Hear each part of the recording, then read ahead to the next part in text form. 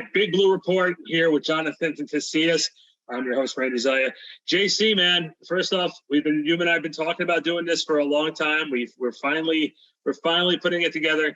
And for those who have forgotten who the man who's on the call with me right now is, this is two-time Super Bowl champion, Jersey native, and great New York Giant. You hear him right now doing the pre-games for the Giants. His name is Jonathan Casillas, and he is here with us now. And we're going to be here all season breaking down the game, talking Giants football. JC's going to enlighten us, too, on some things as a former player that us, both in the media and the fan base, may not fully understand. So let's kick this thing off. Let's kick it off the right way. First off, you're sort of back in the fold with the Giants right now, doing some pregame talk. Talk about being back in the fold and just being around that football atmosphere again. Yeah, it feels good. I wasn't really in the building a lot because of COVID the last 2 years. Before that, I was doing a little bit of like post-game stuff. I did a couple training camp things, media-wise. And then 2 years, I kind of went ghost because I didn't fall in that vaccination realm, But now I'm back, and it feels good, like, just to be in the facility again. The Giants is a Class A organization.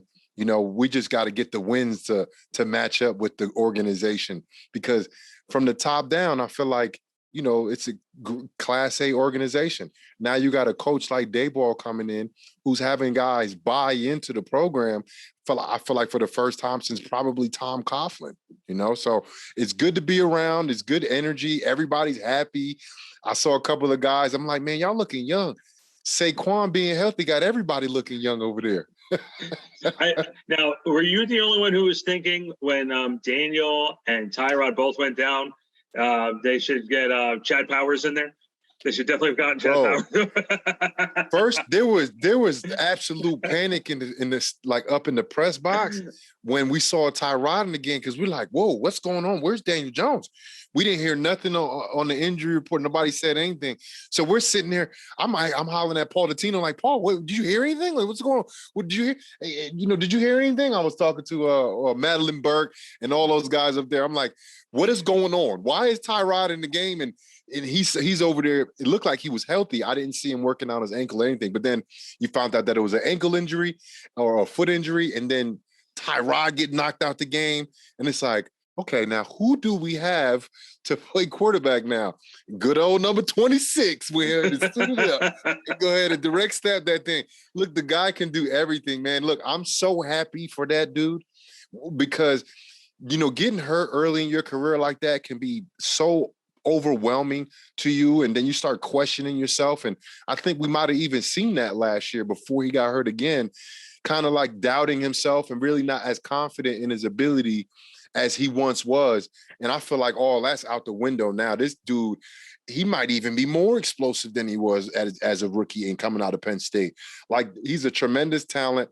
I'm so glad that he's healthy, not just for the Giants, not just because I'm a fan, but because, like, as a man, as a man that's providing for his whole family and, setting his legacy for what Saquon Barkley is and who he is. I'm just so happy for him in that regard, man. And he's playing lights out football right now. Well, and this brings up a good question. And this is something I've asked in the past too, because again, I've been a lot in the basketball world, but I've seen people come back from ACL injuries and knee injuries. Usually it takes a good timeline, not just to get yourself in shape, but once you get into shape, and then it's getting yourself back into football shape and getting back to doing the things that you're good at. You've had injuries before, you've had to bounce back. Is there a major difference from getting back into shape and then getting back into football shape? Oh, for sure. Yeah. I mean, there's only one way to get into football shape, and that's playing football.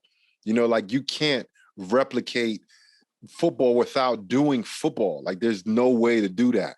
Like basketball, you can go to the court and hoop at, LA Fitness, wherever, you can do games back and forth and get good runs in. You can't hurdle that you have to overcome anytime that you get hurt. You come back and then you realize, like, man, I'm not the same guy, and it might be 1% off, 1% less explosive, 2% less explosive. For a guy that's pushing, let's say Saquon and Odell, right? Saquon, I feel like he's 100% back, maybe even more. I think Odell, with his accumulation of injuries, he's maybe 3% less explosive. And I'm just throwing a number out there. 3% less explosive than he once was.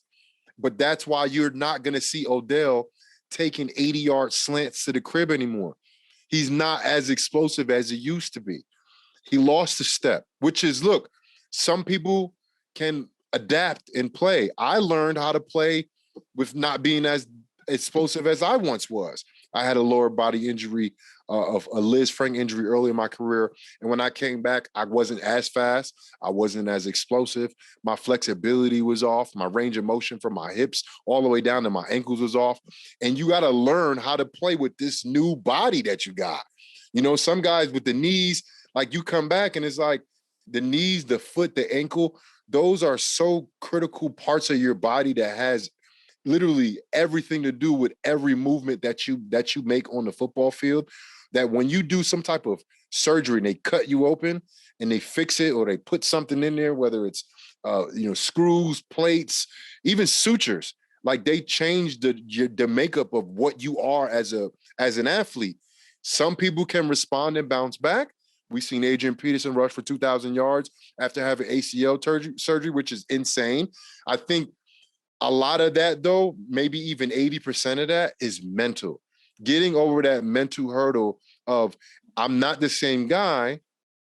I got to figure out how to be the best I can with this new knee that I got. And mind you, I'm talking about microscopic minor surgery. It's still, they cut you open and then you come out a little bit different every time. And to see Saquon and anybody come back to full strength after being, having, I guess, several injuries in a row year after year, to come back and look the way he's looking, like you got to tip your hat off to him. Yeah, and not only that, but during the off season when we were doing media sessions with him, you could tell he has a chip on his shoulder, and he's tired of hearing all the criticism. And right now, he's playing great football. He is playing great football, but the thing is, with him playing great football and being an MVP candidate, right now the rest of the offense needs to catch up to Saquon. 100%. Right now, they need to catch up. There's something that you said earlier I just want to go back to. Because you brought in the fact of buying into Dable's system. And when you played for Tom Coughlin, and then after Tom left, you buying into Ben McAdoo's system, you guys were stuck in a little bit of a weird situation going out of that 2015, going into that 2016 season. 2015, you guys had a lot of close games. You guys started off, I think, 4-2. And then you guys were just having that string of losing games in the last minute, whether it was not being able to make a play on defense, not able to make a play on offense. And then 2016, the ball started bouncing the Giants' way a little bit, winning some of those close games. And of course, the Green Bay game in the playoffs, which you and I have talked about in other interviews, you felt that Hail Mary pass at halftime changed the face of the organization from that point. So how important is it to sort of buy into the system and not sort of fall into, I guess, past habits from other systems? Well, it's just like, any job that you have, like you can reflect on other jobs that you've had and other experience that you have. But to get the most out of what you're doing, you got to be fully bought in to what is going on, whatever it is that you're doing. And specifically for football, when you have a coach coming in and he's trying to establish culture and he's trying to establish identity within the team, if you don't have everybody buying in, there's no such thing as a trickle-down effect. It'll get stopped somewhere because the players have a lot of power. When it comes to the NFL, they have a lot of power. And if you got a top dog in the locker room that's not bought in, other guys are going to see that. And they're going to be like, oh, if he's not bought in, I'm not going to be bought in. But it doesn't look that way with the Giants. Maybe in years past with the other coaches that we've had over the last 5 or 6 years, because we've had, this is our fourth coach since Coughlin, right? Yeah. Fourth coach, which is like, Coughlin only been gone. His last year was in 15. That ain't that long.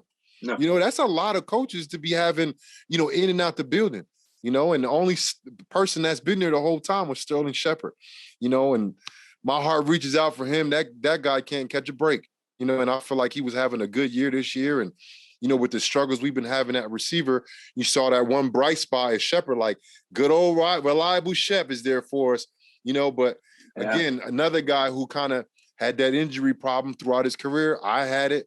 Odell kind of has it. Saquon, hopefully, knock on wood, hopefully that's over with, but playing football, they come, with the territory. My heart's out for him because I know, it meant a lot for him being back out there coming off that Achilles injury, and for him to go back out running down the field like by himself, just pops his ACL, just like, what the heck is going on, man? You know what the last two games with all the injuries felt like and all the craziness felt like? It reminded me back of the 2017, that game against the Rams, when we lost all the receivers in one game. We lost Chargers.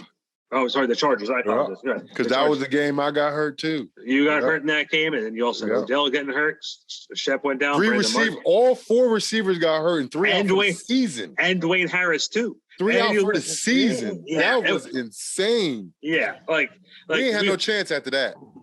Well, yeah, it was such a weird time. It was such a weird time.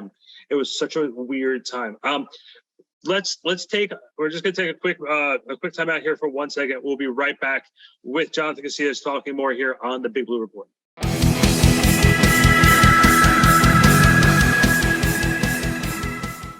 All right, back here on the Big Blue Report. Ryan Darlington is joining Jonathan Casillas and I right now talking Giants football.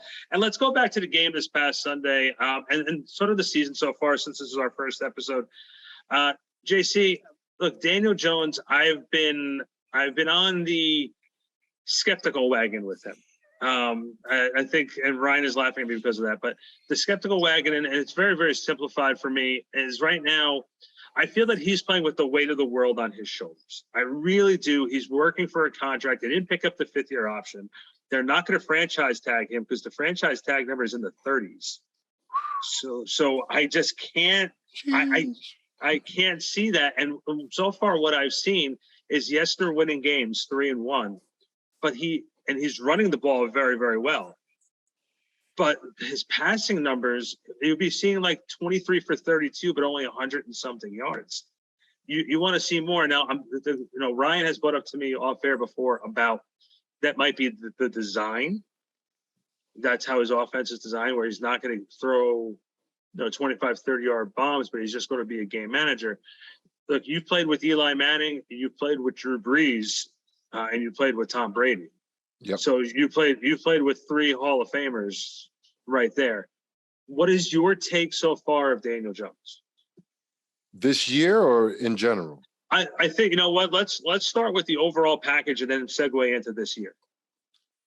Well, look, I watched him practice that first year when Eli was still at the helm, and I was very impressed by a 7-ball that he threw and a 9-ball that he threw. And I was like, okay, the kid got an arm. He can throw it. He can spin it.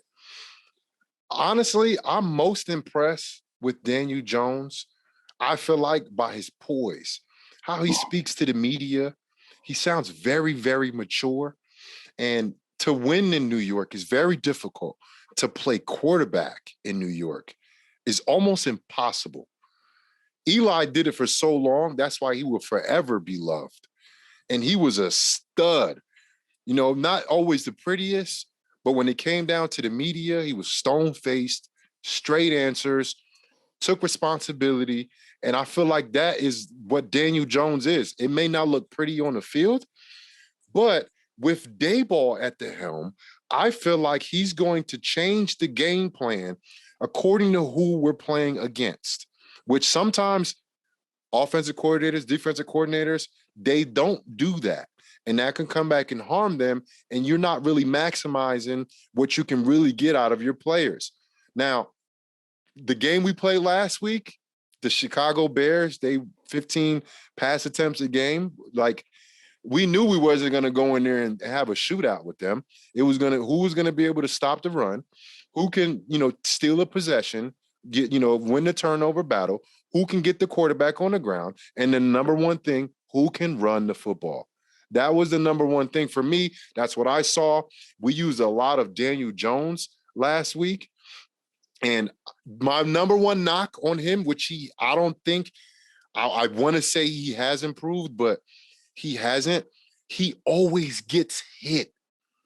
Like whenever he runs with the football, even when he runs out of bounds, he still gets hit. And people are learning, like, I can hit this dude because he doesn't really understand how to get out of the way of danger. And I just watched Mahomes the other night, and I'm watching him, and I'm just like, this dude doesn't get touched. And he runs with the football all the time. No. Like Lamar Jackson takes a couple hits. He understands kind of how to take hits better than I feel like probably any player in the NFL. But Mahomes doesn't take hits. He runs out of bounds. And when he needs to fight for that third down, he will. He will do it. And he'll take a shot. But Daniel Jones, he'll break a run and he's like running out of bounds and he'll get hit. And it's like, bro, go out of bounds. Don't look like you're going. Go out of bounds. Because number one, if they think they can hit you and you're out of bounds, that's a flag. That is a penalty. And we're going to get that call. But if you're lollygagging, trying to get out of bounds, and they hit you and your feet is still in bounds, I don't care what it looks like. That is a legal play. And they can hit you as hard as they want to, you know? And that was always my fear for him is like, the fear for him literally went to Tyrod. Tyrod got knocked out. And not to say that he didn't know, Tyrod was fighting for the first down. That's a huge difference in what I'm talking about. I'm not talking about literally sacrificing your body to get a first down. I'm not talking about that. I'm talking about regular run plays where you get a first down and there are defenders coming in on you and you don't protect yourself. You don't slide. You don't try to get out of bounds. You literally take the hits. And it's like, the kid's durable. He is, even though he got an ankle right now, because he's taking some shots. Remember that one-handed, they did the little Philly special, which was a lunatic call to call in the middle of the field. And then everybody was like, oh, Daniel Jones with the one-hand catch. But did you see what happened to him right after he caught the ball? He got lit up. He got smashed. I didn't care about the catch. I'm like, why are we running this in the middle of the field to let your quarterback literally get demolished by the safety? Yeah. Like, the kid's durable. He's taking a lot of shots, bro. Like not just sacks, hard running plays with running backs take hard shots from linebackers and safeties and from D linemen too. And I'm just like, man, please, Daniel Jones, slide.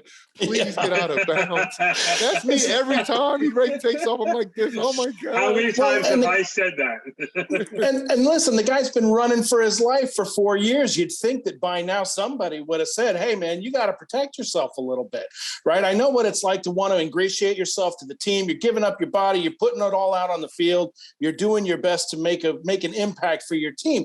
But for God's sake, somebody teach this man how to slide. Every time he goes out, I'm holding my head like this and like, oh my God, what's going to break now? Right? Just put your feet forward. That's like, you got to know how to do it. So you got to wonder, is it a coaching fail? Is this a coaching fail? Like, are they just not teaching him how to not take a hit? Right. That's a good question. Yeah. Yeah. JC, I got to ask you too, just off topic with that. How many times did you, light up a good quarterback after being able to. So good. Man. Look, I've done that. I've been on both sides of it. So I've been on three sides of it, right? Good, nice hit on the quarterback. Got Aaron Rodgers good a couple of times. On the other side of it, I thought Cam Newton was running out of bounds, right? So I eased up because, they don't play with right on the line, like right on the line. They're going to give that to the quarterback. So I eased up and Cam didn't ease up. Cam is a lot bigger than me. Even though I play linebacker, Cam is 255. And I felt all of that all here. I was like, and I flew. And then the other one was getting a beat on Russell Wilson. He threw the ball and I tried to keep my face out and I had to face-to-face, helmet to helmet. And it wasn't even that bad, but you can't even and this was back then when it was a little more acceptable back then, a little back, not that long ago, Randy. I didn't play that long ago, but the rules have been changing. I came in the league at 2009. And y'all remember our favorite show, every guy's favorite show was Jacked Up. Seeing guys get smashed. Get lit that was up. Amazing. Now they don't do that anymore. They don't promote big hits anymore. Sure. But there's still a lot of big hits happening in this game. That's for sure. Was the Cam hit the game against? Were you remember the Giants at that point? The Cam. No, hit? no, I was with the Saints. Yeah, I was with the Saints. Young Cam Newton. Yeah. Young Cam. Let's put a bow on the Chicago game here.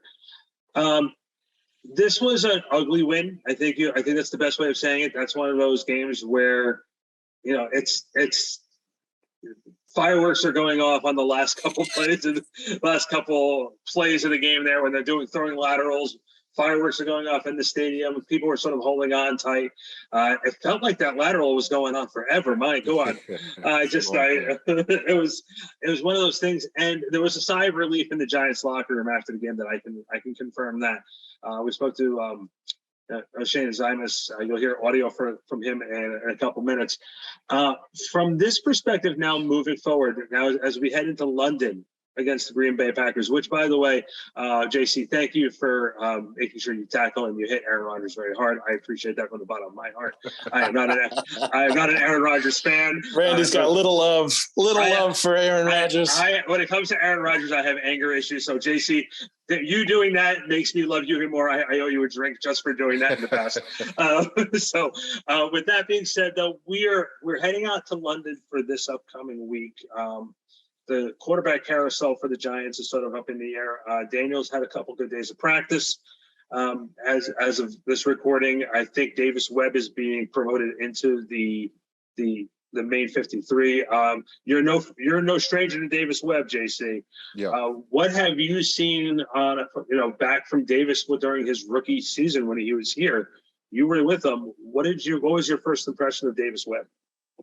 Well, I feel like he's a student of the game. Like he always was on top of everything. Like when you play that third spot, that quarterback third spot, even the second string quarterback, you run a lot of scout team. So you run with the first defense a lot. And the defensive guys always experience the backup quarterbacks. And Davis Webb, look, he always had a good command of the huddle. And this was his rookie year. So he's been around the league a little bit. He's been with Dayball. He's experienced as a backup, but how many snaps have Davis Webb played in the NFL? Yeah. You know what I mean? So it's like, no matter what I think of him, no matter how he's practiced, he's never played. So who knows what he looks like under the lights? We know what Tyrod looks like. I think he's a solid quarterback in the NFL.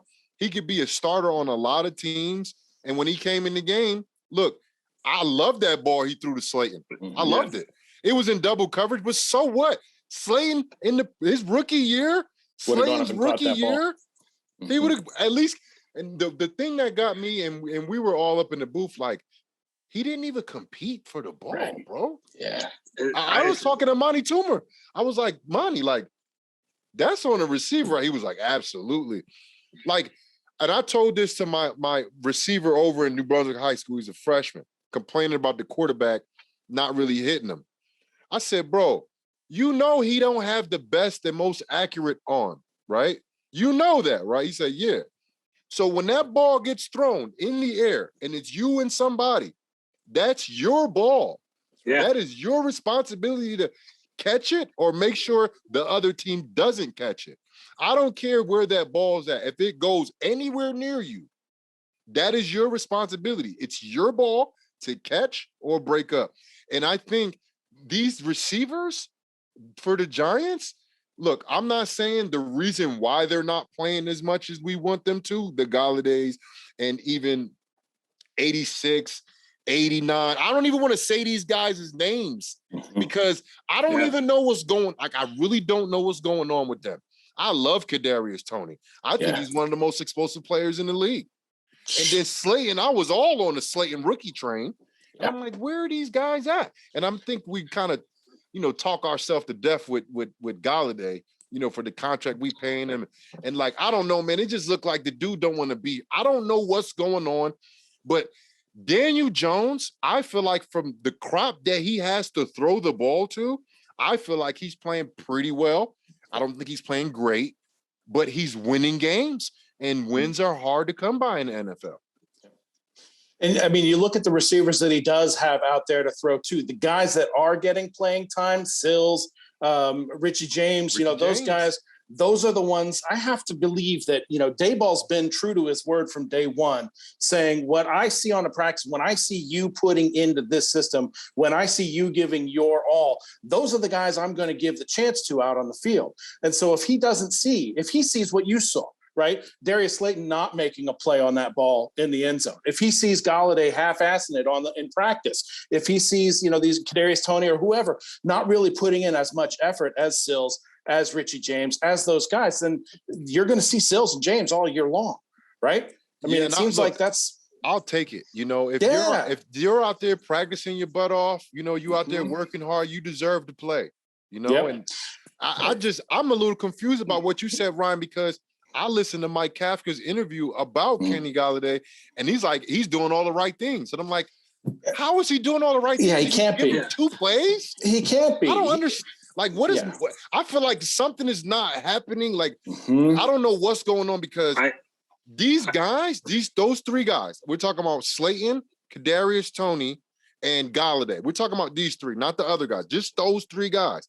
It's like everybody in Giants Nation expected big years from these guys. Am I right? Yeah. No, you're 100% right. But I want to throw one thing out there too. And you've been through this too, when there's a change of coach and change of culture. Sometimes, and especially when there's a change in GM, sometimes the GM tries to flush out the guys that were not his guys. You know what I mean? And so, and so right now you have Galladay, which was a Gettleman signing, now it's turning out to look like a really bad signing.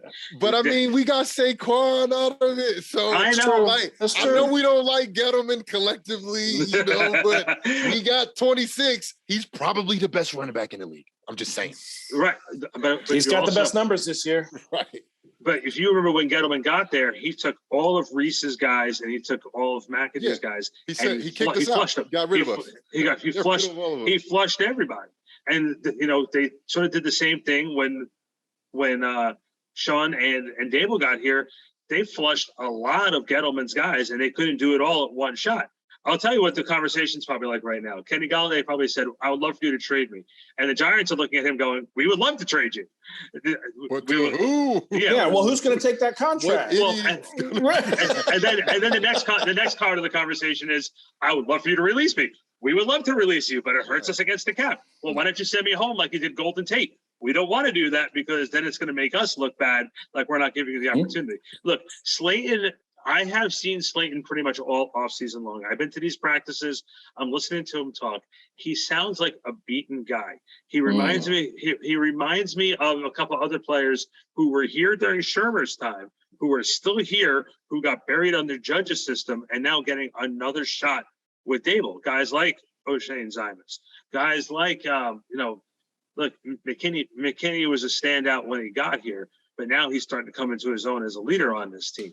But there was a lot of times where, because you had Bradbury and you also had Logan Ryan, McKinney was always not even close into that conversation as far as leadership. McKinney is growing up before our eyes and is an asset to this team. He's still young, and when you're young, it's really hard to try to. I won't even say try to. It's more like you're just playing your part. You got to follow before you lead. And when I stepped into the Saints locker room, I didn't say nothing for 3 years. I kept my mouth shut. We had the leadership there, and I was just learning. And then when I got to, Tampa Bay, I was 4 years in. I got taught by Vilma and Roman Harper and Drew Brees and Jeremy Shockey. These are all guys, Will Smith, rest in peace. These are guys that I looked up to, just trying to watch everything that they did. I didn't do nothing leadership wise for years. When I say that, I did, but you couldn't tell from the outside because we had secure big time bona fide leaders. And when you have a team like that, you let them lead and you play for them. You play through them, and when you have guys like that who I feel like, I think Julian Love was kind of stepping into that mold, being an undrafted. He's undrafted, right? Undrafted. I believe so. I believe he's undrafted. I hate not knowing that. I feel like I know that, but I don't know for sure. Look that up, please, because I'm an undrafted guy, and I got a special, I got a special place in my heart for my undrafted guys.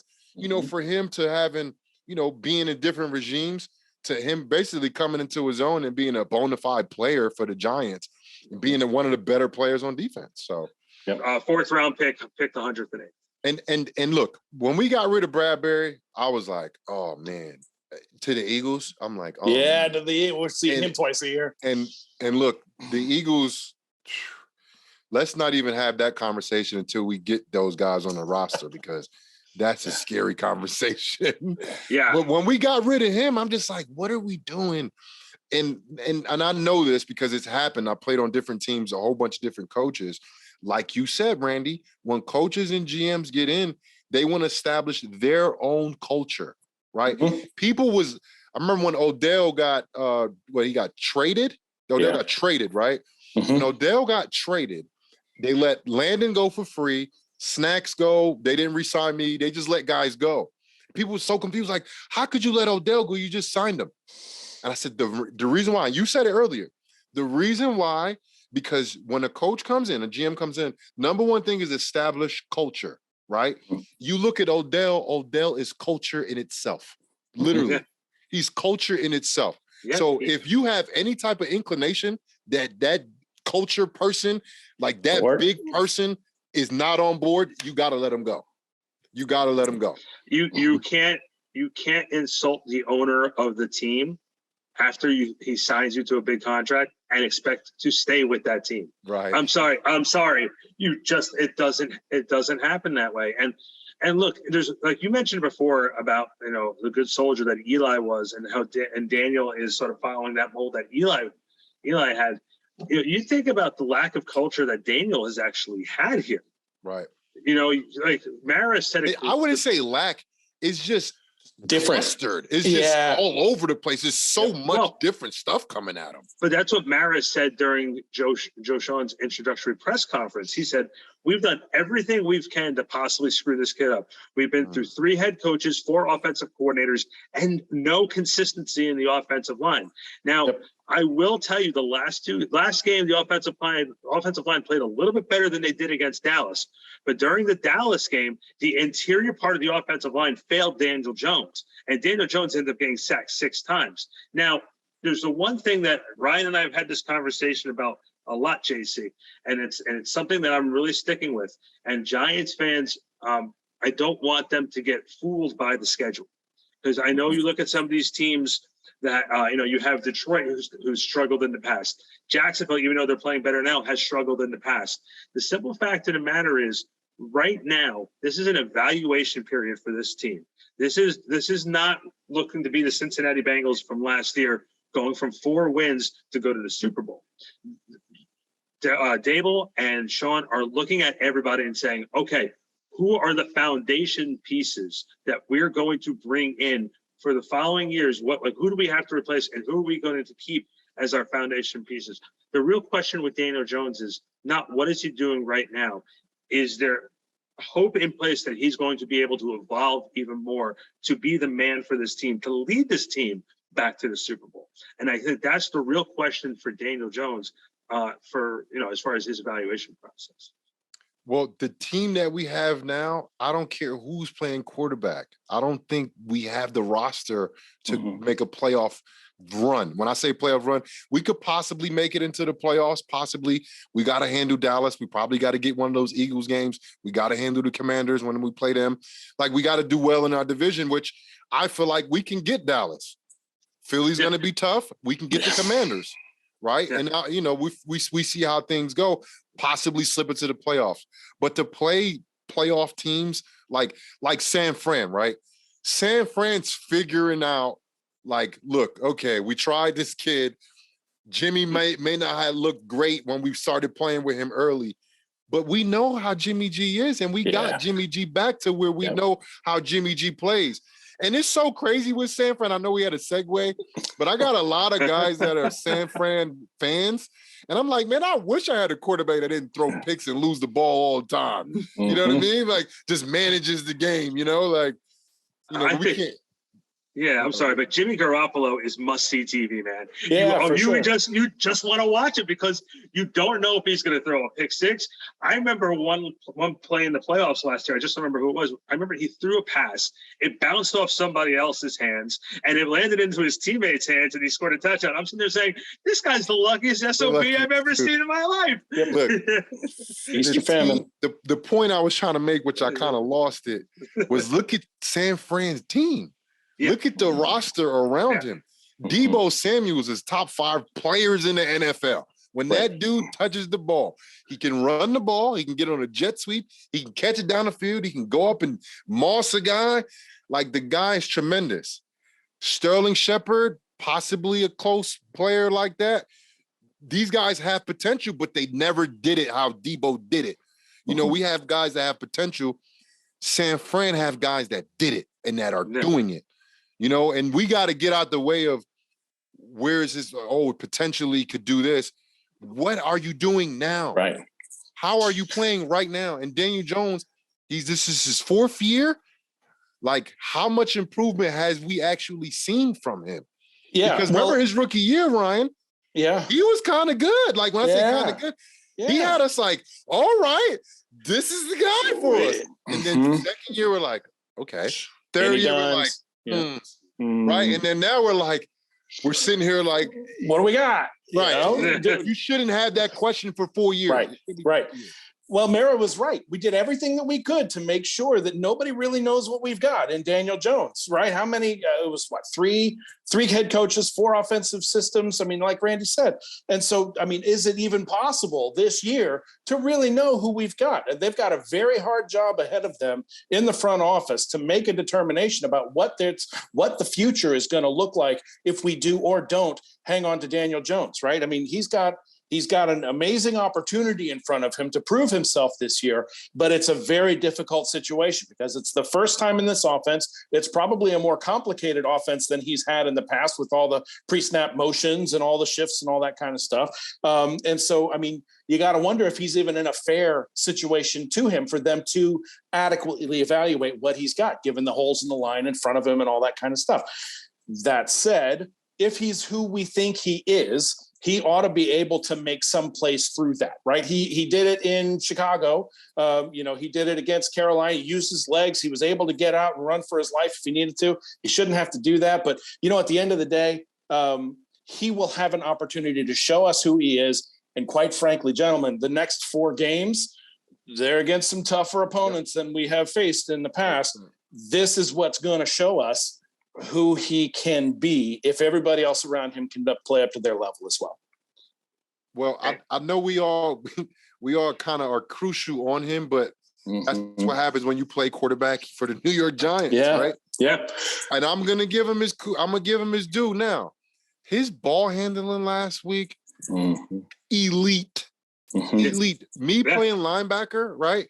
And we talked about a whole bunch of different things of how he can really sell the fake. And it's not just him. It's with the offensive line. Yeah. With Saquon actually, taking the fake. It's a collective effort. But he put the extra icing on the top. A couple of those were beautiful. He stuck his hand in his gut, right? His right hand looked like he gave the ball. He let his right hand go back. Like he gave the ball Sold away. It. As a linebacker. Yeah. I'm looking through the offensive line if it's run or pass read, right? I'm looking through to see the mesh point. I can't not honor that run fake. I can't not do it. I have to go with it. And he sold it so much that it happened, 4 times? I think at least 3 or 4, That's how good of a fake it was, bro. Yeah. He did the same fake. Stuck it in his gut and let that hand kind of look, like when you're a defender and you see that hand like he doesn't have the ball. Right. Can you even hear me? I'm over speaking. It's all good. We got you. Sorry, I get a little animated. My seat got wheels on it, so I can move around. He faked out the cameraman a couple of times. Cameraman was all on Saquon, and he was running. That's how you know he did a good job. That's what I'm saying. Because those cameramen are great. Good at what they do. Guys, I also have the injury report. I don't know for this upcoming weekend. I think there's more from today. This is today's injury report. Going from the bottom to the top of the Giants, Leonard Williams was limited participation. Kadarius Toney did not practice at all. And what's even more amazing to me, and I've said this to Ryan multiple times, I see him out there and he's moving around just fine. I just don't know what the problem is. I really, they have him listed as a hamstring. A hammy, right? Yeah. Yeah, they have him listed as hamstring, but I'm not 100% sure. Wan'Dale Robinson, limited participation. Evan Neal, limited participation. Fabian Maru, limited participation. Nick McLeod, limited participation. Daniel Jones, limited participation. Tyrod Taylor did not practice. Did he go through the concussion protocol? Have they? He's still in it. He's still in it. He was the first person I seen when I walked in the building today. I seen him when I walked in. I was like, "You good? You doing okay?" He's like, "Yeah, I'm good." Like, he took a shot. Look, I'm a Tyrod fan. I love him. Like, I met him at Victor Cruz's camp years ago. Every time I see him, it's always love. That's being around the league for a while. You get to see guys and stuff. And so seeing him in New York was like, okay, good. We got a solid backup. Possibly could push Daniel Jones for the starting job. I love it. And then when he came in the game, I said, man, look, we got Tyrod and we got a solid backup. And when he threw that ball deep, I'm like, yeah. Even though it was a pick, I liked it though. I like that. Let's go down the field. Dude, you saw the spin move he put on that guy too on the back. It was nasty. He put him in the blender. It was awesome. There's one thing that I can tell you, and I've mentioned this to Ryan multiple times. There's a difference between having Daniel and Tyrod on the field. Because Daniel sits in the pocket a little bit to see what's going to develop, whereas Tyrod looks left and right one time each time. He'll just do one quick look around and he takes off. And his main thing when he takes off is he doesn't go this way. He's going straight ahead. South. So even if he can gain 2 yards, he's getting those 2 yards. And there's a major difference between the two of those guys. And that's something that's a real positive with Tyrod. Yeah. I think Daniel Jones, with that being said, I think I've seen some improvement the last 2 weeks in terms of being decisive in running. Like, it wasn't like, should I run? He's like, I'm running it. And he takes it, and he's deceptively fast. Yeah. Deceptively fast. Like, he might be really fast. Remember, like, they had him clocked in at like 21 miles per hour. I don't know if it was the one where he fell down. Remember the one he fell down? Yes. He was like running too fast for himself. But he's deceptively fast. And if he can keep that decisiveness about tucking the ball and running, he's going to have some opportunities, and he's a bigger guy. He just has to learn not to them damn shots. I don't care how big you are. Cam Newton now weighing about 30 pounds. Cam Newton got destroyed. Remember, he was getting smacked up. Beat up. He was getting smacked up. You know why? Because people was like, I can't hit that big dude. He's not going down. He's not sliding. I'm going to hit him. And he's the quarterback. I can knock him out the game legally. All right, listen.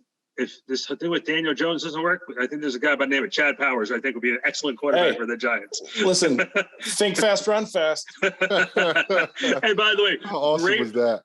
Great reaction by Eli Manning when they asked him about it. He's like, I appreciate him wearing my shirt, but I'm not going to wear a Saquon shirt. And of course, I see Eli walking through the tunnel after the game, and I said, "What's up, Chad Powers?" And he's like, just like that. Fast Chad, baby. Fast Chad. Okay, so let's go real quick around to finish up here with predictions for this upcoming weekend. 9:30 a.m. So, Ryan, after you make your eggs in the morning, you can definitely watch the Giants. And wakey, watch some football. JC, let's start with you. What do we got for this weekend against the Green Bay Packers? And by the way, if you decided you wanted to come out of retirement one time to hit Aaron Rodgers, I'd love you even more for it. Well, even though I've got him on the ground a couple of times, I've never beaten him. And I've played him. I've played him on every team I think I've been on. I've never beaten him. Maybe not the Buccaneers, but I've never beaten this dude. He is an elite quarterback. And this is what we see from elite quarterbacks, right? No matter how they look early in the season, they start to figure it out. Tom Brady is one of them. Aaron Rodgers is another one. Even Mahomes. Mahomes looked a little shaky last year in the beginning of the season, right? He not looking shaky right now. Aaron Rodgers not looking shaky right now. He's as dangerous as he is. He's what these elite quarterbacks do, right? The teams cannot stay the same year in and year out, right? The salary cap prevents all of that from happening, right? So early in the season, you're without the best receiver in the league. I'm speaking about Green Bay, right? Devontae Adams. You got to figure out, who are these guys? Are they my guys? Are they dogs? You got to figure that out, right? Aaron Rodgers is getting after them guys, right? They're responding to him, and they're playing well for him. Yeah. We don't have that here with us. Daniel Jones don't possess that yet. Maybe it's because he's not, found himself quite yet and what his maximum potential could be. Maybe that's it. But the reason why Tom Brady is the GOAT is not because his arm strength. Right. It's not because he's just a prolific passer of the football, because he's not even top 5 in the league right now in being the ability to throw the football, right? Accuracy is probably up there. Decision-making is probably top-notch. Athleticism, bottom 2 in the league, right? But the reason why he's elite, just like LeBron, he makes people around him better. People will go to Tampa, take less money, and become a better player and have a 33% chance of winning the Super Bowl because Tom Brady's on your team. It's insane. It's insane. Aaron Rodgers is that type of quarterback. He ignites the whole team. Look, I'm not scared of people, but I am scared and I'm fearful, because when you're fearful, you can do things to protect yourself, right? And the Giants need to be fearful of Aaron Rodgers. When he scrambles to his right, he's dangerous. When he scrambles to his right, the receivers in Green Bay, this has been taught for them for years. And I've played on several teams with Bill Belichick coaching, with Coughlin coaching, with Sean Payton coaching, and you can't stop this dude when he's on. He's one of those guys like LeBron and those NBA guys, KD. When he's on, he's unstoppable, right? We need to get him frustrated right away. Get him on the ground, send some blitzes at him that we've never done, switch it up from man. Whatever we did last year on 3rd and 3, last week on 33, switch it up. Give him different looks. We had a new blitz for the Packers game when I was playing for the Saints that we opened the game up with that we've never, ever showed on film. We designed it because we knew it was going to work. These coaches need to go ahead and go back to the playground and go ahead and on the dirt, draw some X's and O's on the football, and literally create blitzes that goes against this offense, because the first time that you run it, it's going to be they never saw it before, and you can catch them by surprise. I'm surprised teams don't do that a lot more often. I'm so happy. And this was with Greg Williams' crazy ass. Remember Greg Williams? This is Greg Williams' crazy ass. He's crazy, but he's a good coach. He's crazy. He's a good coach. You got to throw something different at Aaron Rodgers. Number one priority, though, you think it might be Aaron. It's not. It's the other Aaron. That's his name, right? What's the running back's name? Jones. Aaron Jones. Aaron Jones. Okay, yeah, I was right. Aaron Jones. You better stop him. He's averaging 7 yards a carry. You better stop the run first, because if you don't stop the run, let me tell you something. If the Giants don't stop the run over in, Tottenham Stadium, it will be a blowout. I'm telling you. Because the way Aaron Rodgers is playing, the way the young receivers playing, Dobbs and then Lazard and then the tight end, the way they're playing, if you can get that, first of all, they have the best complementary backs in the league with a slasher running back and then a big bruiser running back. It could be a long day for a lot of people. So the Giants defensively have to start fast. Offensively, we have to score points. Saquon, give them the ball early and often, and Daniel Jones have to convert on third downs. And we have to do these things. And Aaron Rodgers needs to be going into the fourth quarter behind, because he is not a come-from-behind quarterback. I don't know if you knew this, JC, but Eli actually has more come-from-behind victories than Aaron Rodgers does in the fourth quarter. Well, he also has more rings in him, too. So, how about that? Yeah, I like it. And if you're a Giants fan, you can walk away knowing you got one more than Aaron Rodgers, which makes me very happy, by the way. All right, so let's get a prediction from you as far as the score. What do you got? What do you got? Man. I know this might be painful because I know your heart's in it right now. Yeah. Look, I don't think the Giants have the team right now. I think to beat the Green Bay Packers, I feel like they're figuring themselves out earlier than I thought they would have from how week 1 went in Green Bay and they got blown out. I think they're figuring themselves out really early. So I think they have an identity and who they are, and they're a running football team. They have one of the best quarterbacks in the league that run the football, right? Yeah. We are just a running team, going against, we're like one dimension. They're multi-dimensional, right? We don't have the advantage. This is what I'm looking at. But we get those young kids, Ojulari, Thibodeau, hopefully Leo plays, Dexter Lawrence sack dance last week. I'm here for all of that.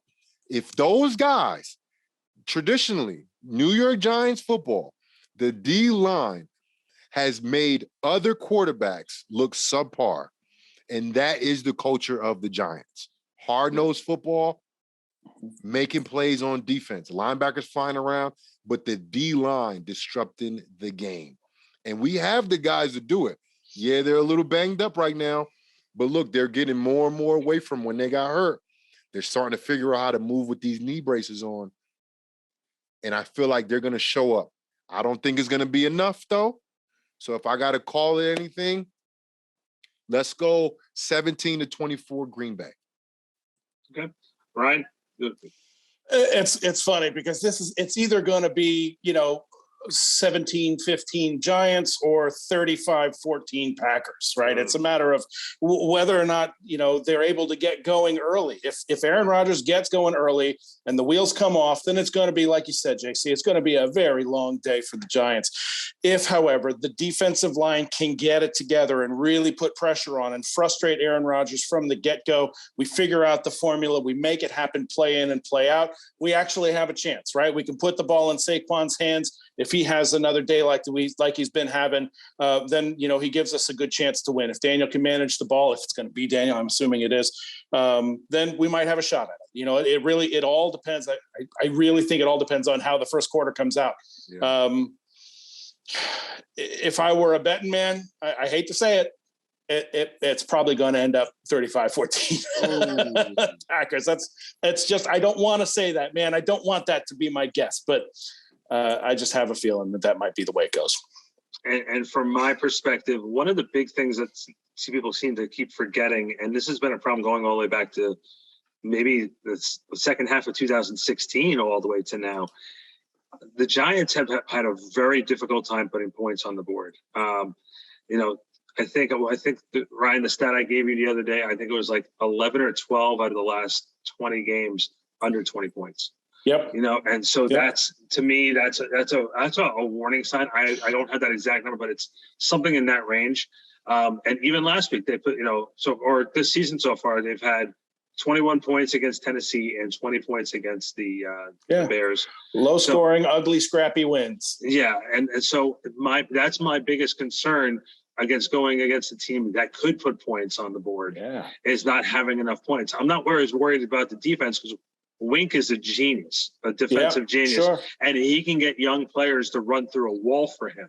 That's not going to be my concern. But if your offense can't stay on the field to give your defense enough of time to rest and to get the win together, it's going to be a problem. And this offense has struggled. And there's not only that, but special teams at times has struggled. So right now, your defense, which has been playing so well, you just can't keep them on the field. I'm looking at 28-14. And that, by the way, has also been my other concern with Daniel, has been, can he muster up to get enough points on the board with this offense? And that's a conversation we'll have next week. I've talked to the quarterback coach multiple times about what Daniel's leash is. And it's not because he was being coy, he didn't want to give me an answer. It's because they don't really know what his leash is. Because it's too early. Yeah, like if he's putting points on the board, but the team is losing, is that enough? If he's looking good in losses, is that enough? If he's struggling in wins, okay, do you keep him out there? It's almost like what we were just talking about, Jimmy G. Jimmy G is winning games, but it's a train wreck when he's winning games. You know what I mean? So it's like, if you're a San Francisco 49er fan, every single time he takes a snap, you're doing this because you just because you know something's going to happen, whether it's good, bad, or ugly. I just am very concerned about the offense and the length of time they're on the field. They have not been able to take advantages of opportunities.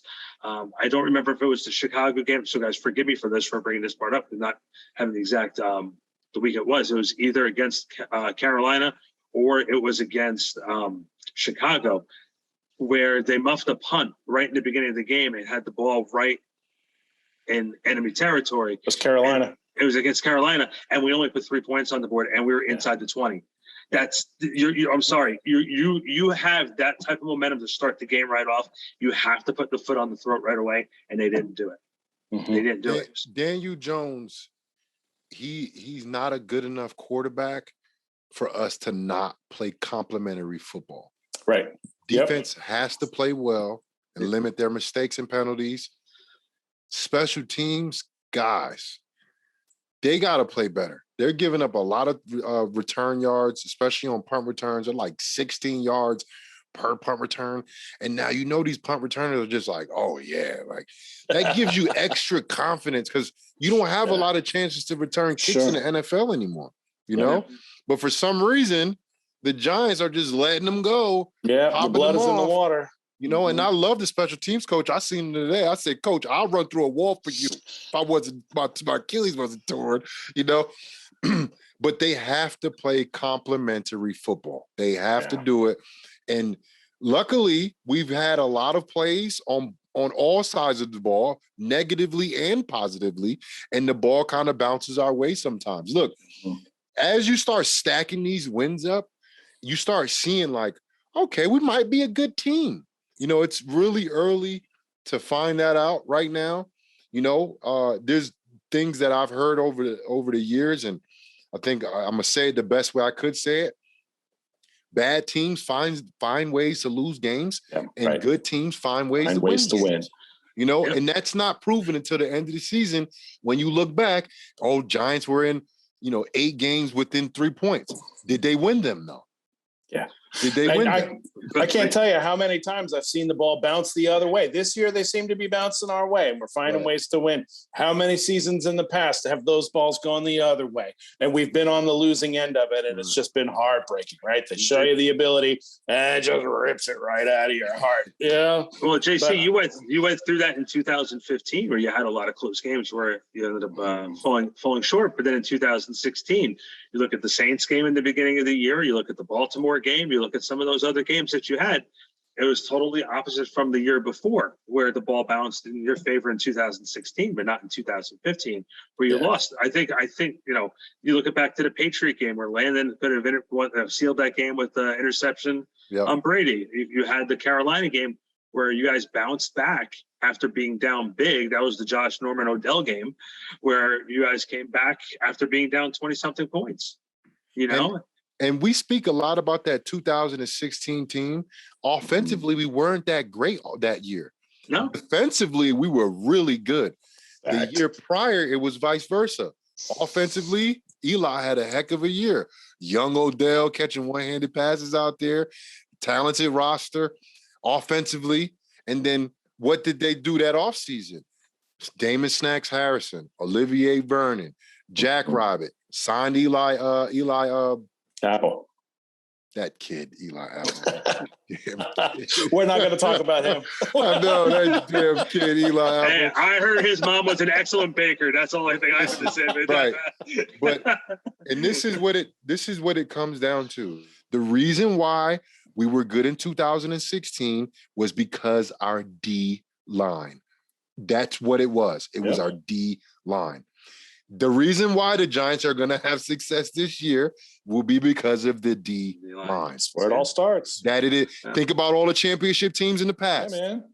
Lawrence Taylor was a D lineman. He wasn't a linebacker. He wasn't off the ball. He was rushing the passer. Mm-hmm. Yeah. Right. Well, and I love seeing Wink use that same kind of system, right? I mean, you see guys like O'Shane lining up a little back, Jihad Ward's lining up a little back, looking like he's a linebacker, but that dude's 280 pounds. You know what I mean? That's awesome. I like those stuff. two guys too, man. Yeah. I like Ward. I like how he plays. I like Zimenez. He's having a good year this year. He is so excited. He is so excited too. I asked him right after the game. I'm like, "You've been here through a lot of losing, man. But how's it feel 3-1?" He's like, "I'm excited." And then and of course the next question I have to ask him, "What did you think of the fireworks?" I said, "I was excited about that too."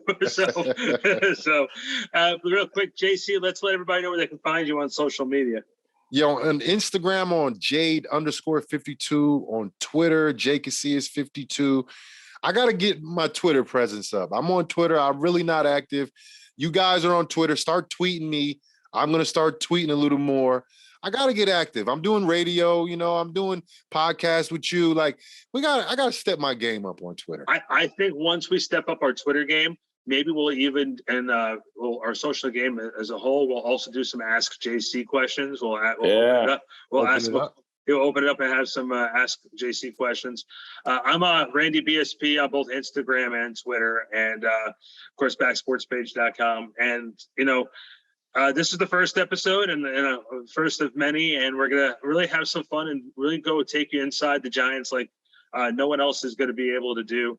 Between JC and I being at the facility and at the games, we're going to really take everybody inside. And, JC, I appreciate you going to town. We were talking about doing a half hour. We ended up over an hour in. But you know what? First, I got to make sure my daughter is in the bed. She's supposed to be in the bed. She's probably up like, I hear him talking. He's probably on her phone like, messing around. Yeah.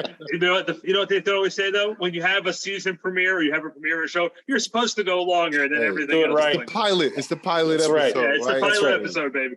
All right, guys. So we will see you next week. Big Blue Report. That's Jonathan Casillas. That's Ryan Darlington. I'm Randy Zellea. We'll see you next time.